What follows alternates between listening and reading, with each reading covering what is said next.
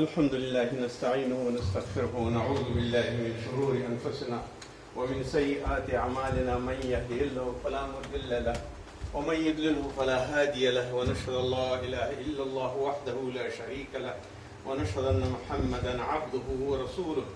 قال الله تعالى في القرآن المجيد: بسم الله الرحمن الرحيم. ويسألونك عن ذي القرنين قل سأتلو عليكم منه الذكرى إنا مكنا له في الأرض وآتيناه من كل شيء سببا فأتبع سببا حتى إذا بلغ مغرب الشمس وجدها تغرب في عين حميئة ووجد عندها قوما قلنا يا ذا القرنين إما أن تعذب وإما أن تتخذ فيهم حسنا قال أما من ظلم فسوف نعذبه ثم يرد إلى ربه فيعذبه عذابا نكرا وأما من آمن وعمل صالحا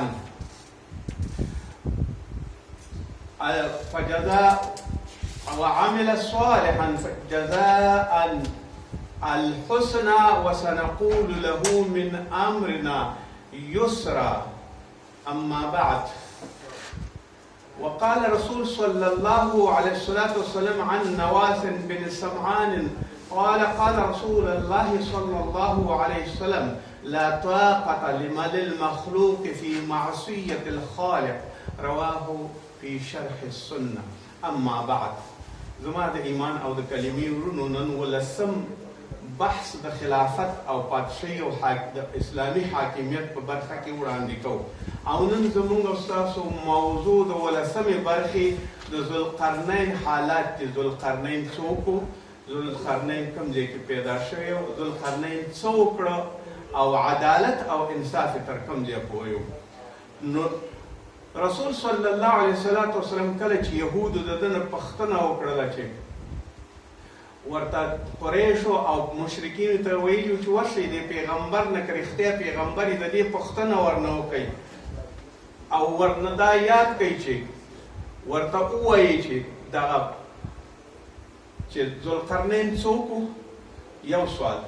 دویم سوال دا د روح په باره کې ترې پوښتنه وکړه: روح څه دی؟ او دریم د اصحاب کهف په باره کې ترې پوښتنه وکړه: اصحاب کهف څوک و او څو کسه و کوم ځای کې و؟ دا درې پوښتنې یهودو د قریشو په ذریعه او د مشرکینو په ذریعه د رسول الله صلی الله علیه وسلم نه مطرح کړي او د هغې نه یې وکړي. نو اوس بیا رسول الله صلی الله علیه وسلم نه چې کله پوښتنې وشي، الله جل جلاله د دې وحی ورته نازل کړه او ورته یې وفرمایي: ویسألونک عن ذی القرنین، تا نه ستا ځینې پوښتنه کوي د ذوالقرنین په باره کې. قل سأتلو، ورته ووایي چې زه به اوس ولولم تاسو ته. سأتلو، اوس به یې ولولم تاسو ته. علیکم په تاسې باندې منه د هغې د ده څه حالات چې وي هغه به درته ولولم. انا مکننا له فی الارض وآتیناه من کل شیء سببا، موږ ده لره ځای ورکړو په ځمکه کې او په ملک کې، او ورکړی او موږ ده ته یو ډېر لوی طاقت او قدرت. وآتیناه من کل شیء سببا، مکننا یعنې ده ته موږ ورکړی او ځای د ځمکې او د قدرت سره فی الارض په ځمکه کې. وآتیناه من کل شیء، او ورکړی او بخشش کړي موږ دوی ته چې شی د هر شي سامان، یعنی هره لاره، هر تدبیر او په هر طرف باندې د تګ او د بهترۍ دپاره د هغه کوم سامان چې په کار و هغه ټول موږ درته ورکړی و. فاتبع سببا، پس دغه ورپسې شو، دغه سامان د ده چې واخیسته دا ورپسې شو. ته څنګه ورپسې شو او څنګه یې لاره ونیوله؟ حتی اذا بلغ مغرب الشمس، تر هغې پورې چې دی لاړه هغه ځای ته چې هلته لویدیځ و، یعنې د لمر پرېوتو ځای او مغرب و. شمس چرته چې پرې وجدها، هلته یې بیمته تغربو فی عین حمیئة، چې دغه لمر پرېوته په یوه چینه کې، یو چینه کې. ووجد عندها حمیئة، یعنې د خټو او تورو اوبو کې ورپرېوته. حماءة او حمیئة دوه قرأت دي په دې کې. یو قرأت د حماءة ځینې مفسرین او سلف وایي چې حماءة یعنی جوش کرده شده تودی اوبه او کله چې لمر تېرېږي په یو ځای باندې او لمر چېرته شمس واقع کېږي نو هغه دی ډېر زیات جوش کوي او ګرمېږي. کیدای شي دا چینه او دغه کوم عینن چې ورته ویلی شوي دي دا هغه که د کسبین هغه بحیري دي او هغه ځایونه دي چې هغه د خلیجونو په ترتیب په یو ځای او په بل ځای کې وي او د څو وچو تر منځه پرتې دي نو ځکه عینن ورته ویلی شوي دي سمندر او د دریاب او د بحر ټوټې ټوټې یو ځای شوي دي او یو څو لوی بحر یې جوړ کړی نو لمر هلته پرېوته. دا د دنیا آخر نه و خو چون ذوالقرنین ورسېده هغه ځای ته چې د هغې نه اخواته نور تلی نه شو ووجد عندها قوما او دغه ځای کې د چیني سره او د دې ځای کې چې دا مغرب ته ورسېده یو خو لمر ولید چې دا په اوبو کې ډوب شو او ولوېده او دویم یې دا ولید چې هغې سره یو قوم اوسېده. قلنا یا ذا القرنین الله وایي مونږ ورته وفرمایل یا ذا القرنین ای ذا القرنین اما ان تعذبه که چېرته دا ته معذب کړي دغه قوم یعنی که ایمان یې نه وي راوړی او یا ایمان نه راوړي او که چېرته ته معذب کړي هم ستا خپله خوښه ده چې ایمان راوړي و اما تتخذ فیهم حسنه او یا د دوی سره یوه لاره ونیسي چې هغه ډېره حلم او تواضع لاره وي دې قوم سره که داسې ونیسي او په خپله باندې ذوالقرنین همدغسې یو عادل او زړه سوان دی باانصاف او عادل سړی و هغې همدغسې وکړه. قال ذوالقرنین وایي اما من ظلم فسوف نعذبه ثم يرد الى ربه که چا ظلم وکړه او انکار یې وکړه د الله د الوهیت نه او د هغې د پېژندنې فسوف نعذبه دا به موږ عذاب کو ثم يرد بیا به دا پرېږدو موږ الى ربه تر هغه رب پورې چې فیعذبه عذابا نکره چې الله به د دې نه هم ناکار او سخت عذاب ورته ورکړي یعنی په دنیا کې به موږ عذاب ورکړو په آخرت کې هغه څوک چې مشرک دی هغې ته به الله جل جلاله عذاب ورکړي. و اما من آمن او هغه چا چې ایمان راوړ د الله وحدانیت یې ومن وعمل صالحا او بیا صالح عمل وکړو فله جزاء الحسنه هغې دپاره نیکه او بهتره جزا ده یعنی بهتره ښېګڼه ده د دپاره د ښېګڼې دپاره دا معنا چې دی دومره اندازې پورې چې څه غواړي نو هغه به ورته الله ټول ورته برابر کړي. دا د صورت کهف هغه آیاتونه دي چې د ذوالقرنین بحث پکې شوی دی د 83 آیات نه تر 98 آیاته پورې د دې ذوالقرنین بحث دی او په دې کې شوی دی. اوس دا وایي چې د قریشو دا پوښتنې وکړې رسول الله صلی الله علیه وسلم ورته دستي جواب ویو چې ذوالقرنین داسې سړی و داسې سړی و. اوس موږ ویو چې ذوالقرنین څوک په کومه زمانه کې پیدا شوی و. ذوالقرنین د ابراهیم علیه السلام په وخت کې پیدا شوی و. د ذوالقرنین پیدایښت او د هغې معاصرو د ابراهیم خلیل الله په وخت کې ذوالقرنین و او دا قبل المیلاد دا ذوالقرنین پیدا شوی و. نو دا ذوالقرنین او یو بل یو ذوالقرنین دا د دې بل یو سکندر دی د دې هم نوم په سکندر باندې یادېږي اگر چې په ایران کې ورته نور نومونه اخلي خو د ذوالقرنین وجه یې دا ده چې د دې په سر کې 2 ښکرونه و دلته په دې ځای کې موجود و او یا 2 زخمونه و د دې په دې سر کې موجود و او یا دا چې د شرق نه تر غربه پورې لاړ نو دې ته ذوالقرنین د 2 قرنونو صاحب ورته ویلی کېږي.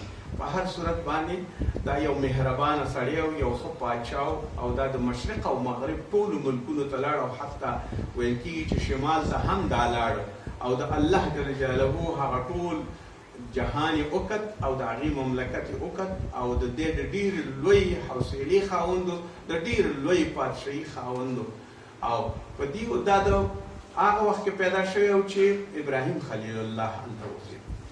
د ذوالقرنین صفت په دې ترتیب کېږي دا یو صالح عادل بادشاه چې مشرق او مغرب ته ورسېده او د دې ملکونو فتح یې وکړه هر ځای کې به چې ته زه به فتحه کوله او په دوی کې به عدل او انصاف بیا حکمران ورکړي او د الله د طرف نه دته هر قسمه سامان د خپل مقصدونو پورې ورکول شوی و د به چې څه غوښته الله جل جلاله مسبب الاسباب دی دته یې لاره جوړوله برابروله هغه څه به چې د ده په کار و هغه ټول شیان به د ده دپاره برابرېده او فتوحات به یې کول.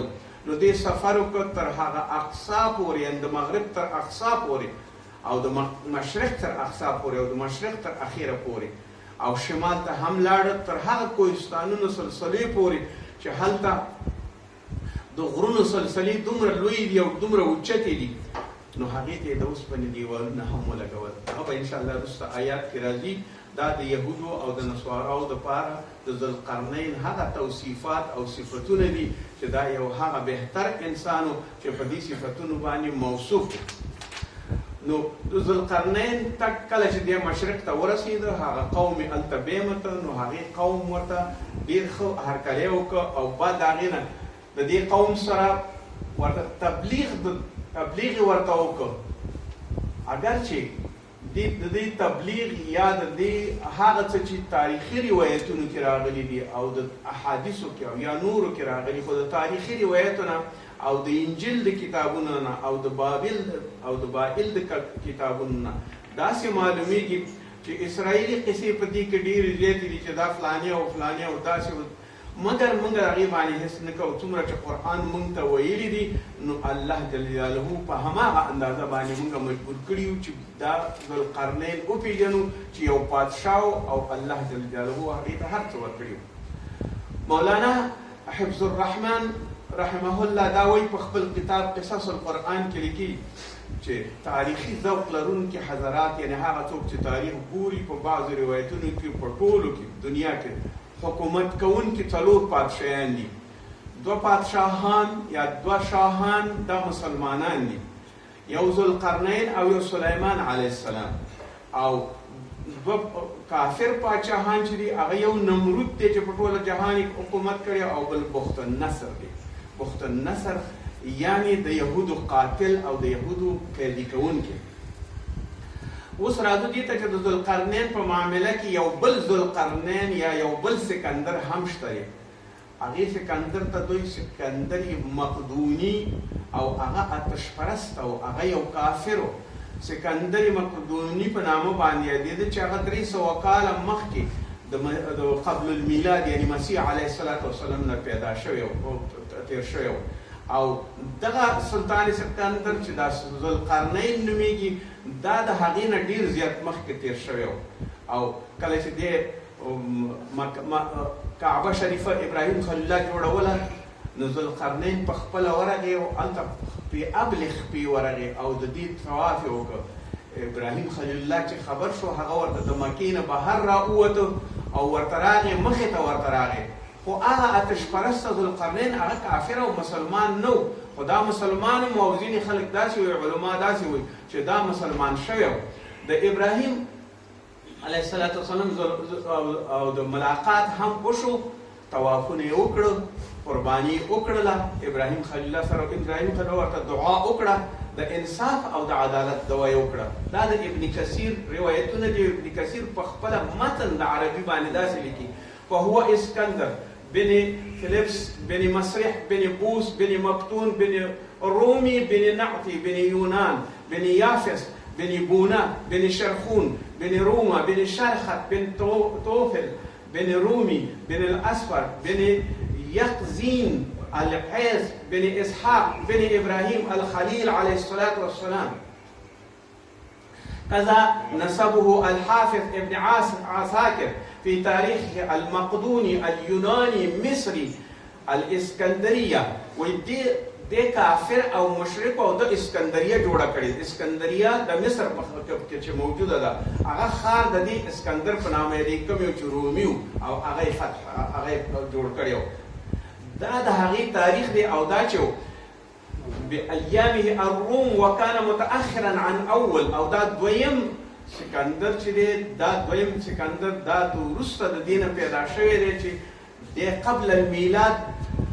دغه کم سکندر چې دا قبل المیلاد د مسیح علیه السلام نه مخکې 500 کاله 300 کاله پیدا شوی، او د دې وزیر چې هغه فیلسوف یعنی ارسطو، او د ارسطو نوم د ارطاطی لیسو په نامه یادېږي، یعنې د دې دا وزیر او د ده وزیر دا کافر او دا هغه څوک چې دې دارا ووژه، دارا سره یې جنګ وکړ او دارا ډېر قوي پادشاه و، هغه یې ووژه. فلهذا دا هغه سکندر دی چې دا آتش پرست دی.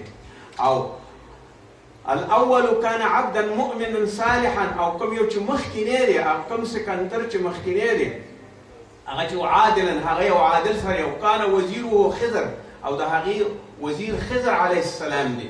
یعنی خضر د هغې وزیر دی. موږ تاسو ورته خضر ویو او په عربي کې خضر ویلی خضر وقد كان نبيا على قررنا، او ځینې خلک داسې وایي چې دا نبي قبل هذا، واما الثاني فكان مشركا، او دا دویم سکندر چې دا مشرک دی او وزیر د دې فیلسوف او هغه هم کافر او مشرک، او ډېر مخکې د هغې نه تېر شوی و. خو دغه سکندر چې کوم یو مسلمانو رحمهم الله، دا د ابن کثیر په دې وینا باندې دا یو مسلمان ښایسته شخص حاجي د بیت الله شریف ته د حج د تلو دپاره او دا ټول تللی و. خو ځینې خلک داسې و د آیات شریف قد کان نبیا، دا نبي و. ځینې خلک مفسرین دا وایي چې ذوالقرنین نبي و، مګر دا چې اکثریت علماء و مفسرینو لکه ابن کثیر، لکه طبراني، لکه نور دا ټول داسې وایي چې دا نبی نو، بلکې خضر علیه السلام ته د دې وحی شوی و. نو ځکه خضر علیه السلام دته هغه کومه وحی چې وښودله، نو دې ته نبي ځکه ویلی کېږي، دا نبي نو په خپله باندې. دا د ابن کثیر هغه تحقیقات دي چې دی د ابراهیم خلیل الله په وخت کې پیدا شوی او د هغې سره یوځای شوی او حج ورته کړی. د دې حج کول، او ځینې خلک داسې وایي لکه یو شاعر داسې وایي چې دا زموږ د یوناني زموږ مشر دی او دا د یونان دی.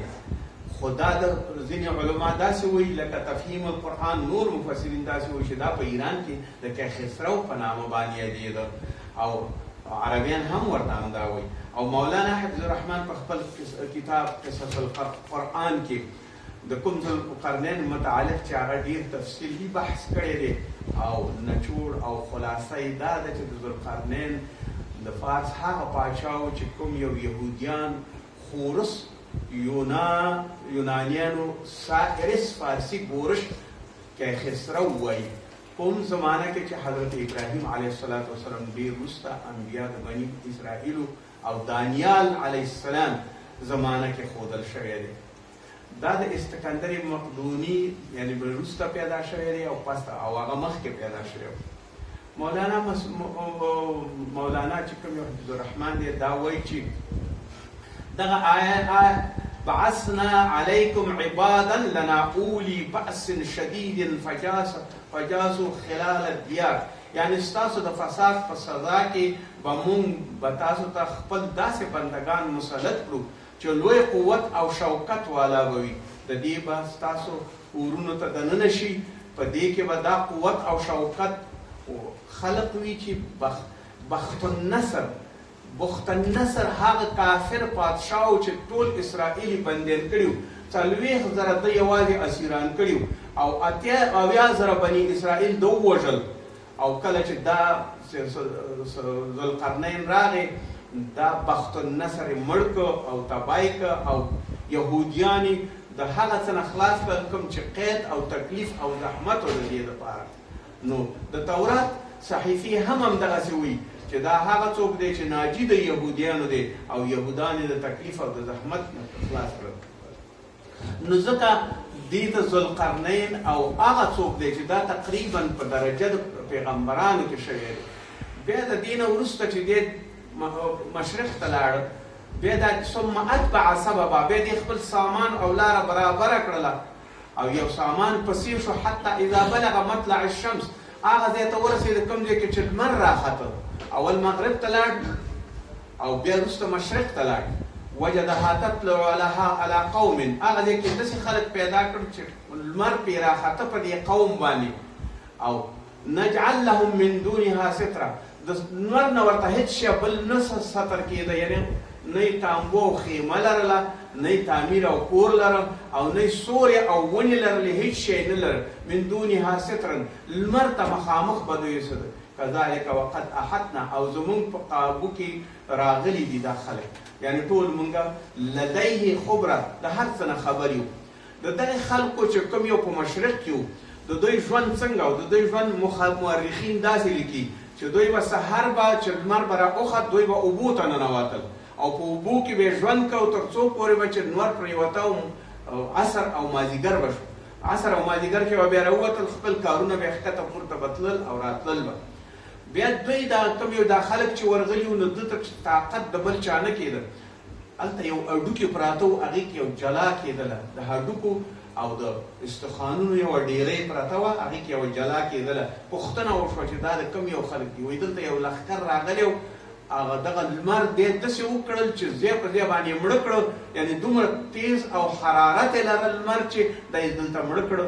نو بیا به ځکه هر څوک به چې ورته د هغې ځای نه به بېرته به زر راتښتېده. دا یې د مشرق طرف ته لاړ او هغه دې نه ځان خبر کړ، یعنې پادشاهي تر هغه مغرب او تر مشرقه پورې وکړه. بیا ثم اتبع سببا، بیا دې سامان خپل واخیسته او لاره یې برابره کړه، حتی اذا بلغ بین السدین، تر څو پورې چې دا ورسېده هغه د دوو غرونو منځ ته، شمال طرف ته وایي، غالبا شمال طرف ته راغی. وجد من دونهما قوما لا یکادون ولا یفقهون، هلته داسې یو قوم پیدا کړه چې دې په خبره او په ژبه ورسره نه پوهېده، سره د دې چې سلطان ذوالقرنین د هر قوم په ژبه باندې پوهېده، مګر د دغه قومونو سره بیا په ژبه باندې پوه نه شو.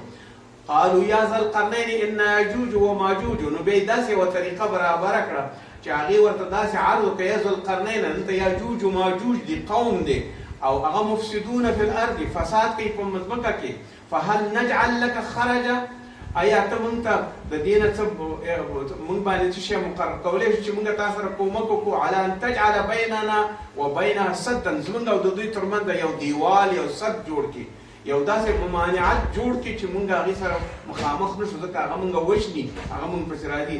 قال مکني فیه ربي خیر فاعینني، دا ورته وایي چې نه ماته الله جل جلاله ډېر قدرت راکړی او طاقت راکړی دی، او فيه ربي خیر، او ته زما او زما رب چې دی ډېر غوره دی. فاعینني، ما سره کومک کوي، بقوت، په داسې قوت سره، یعنې زه پرې پوهېږم هم نه، ډېر غټ کومک الله جل جلاله ما سره کوي.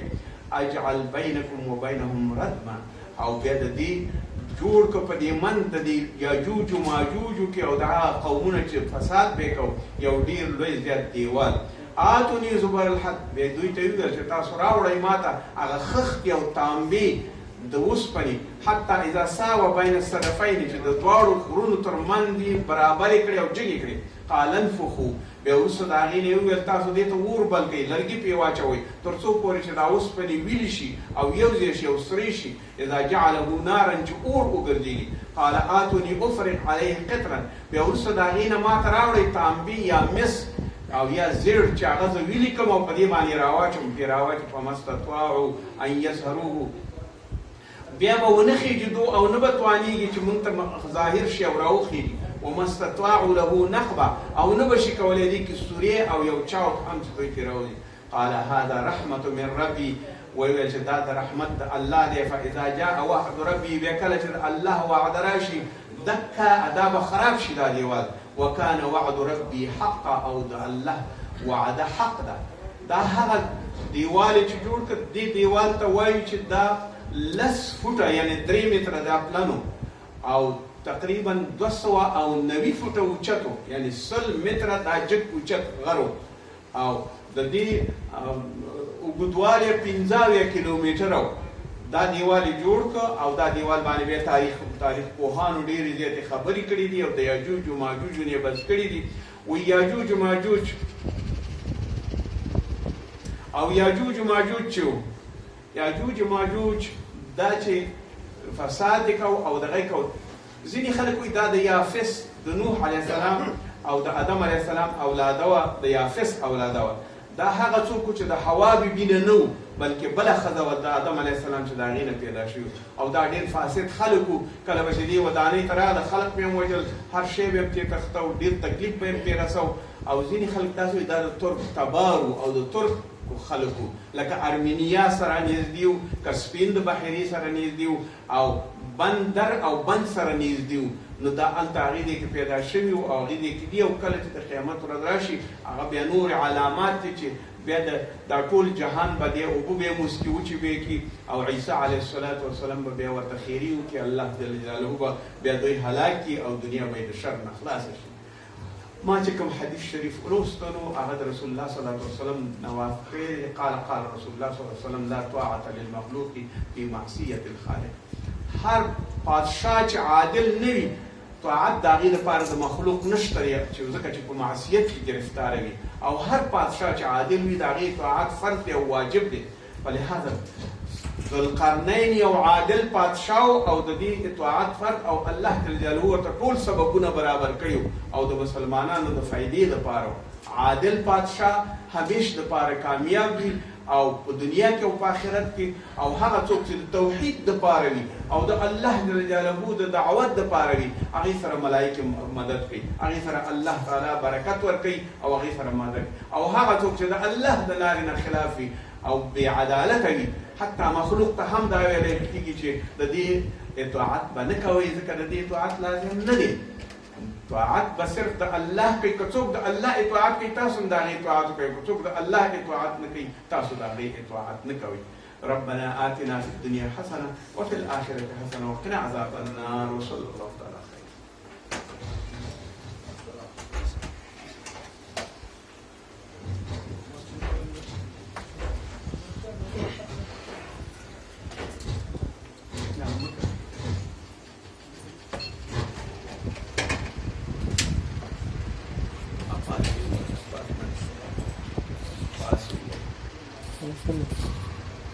Pass me otra, también son del físico.